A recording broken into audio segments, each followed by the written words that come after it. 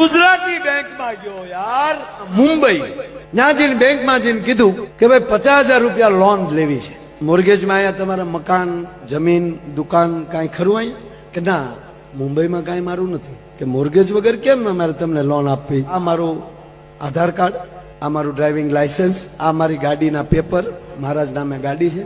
બહાર જે મર્સિડીઝ પડી છે એ મર્સિડીઝનો હું માલિક છું. આ તમે પેપર જોઈ લો. આ મર્સિડીઝ ઉપર 50,000 જોવે, અને એ પણ મર્સિડીઝ અત્યારે જ જમા કરાવતી જવાની. હું તમને 50,000 જમા ન કરાવું ત્યાં સુધી તમારે મર્સિડીઝ દેવાની નથી. હવે હવા 1.5 કરોડ 2 કરોડની ગાડી, આમાં તો 50 લાખ રૂપિયા મળે અને લેવા હતા 50,000. એટલે તરતથી તો જોઈ લીધું પેપર ઓકે છે, રાઈટ છે, અને એ બધું પેપરો થઈ ગયા, સાઈનો થઈ ગઈ. 50,000 રૂપિયા આપી દીધા, ગાડી જમા લઈ લીધી, ગેરેજમાં મૂકી દીધી. આ 50,000 રૂપિયા લઈને નીકળી ગયો. પણ મેનેજર ઘરે ગયો ને તાવ આવ્યો. જે મર્સિડીઝનો માલિક ઘરમાં 50,000 નહીં હોય, એને લોન કેમ લીધી?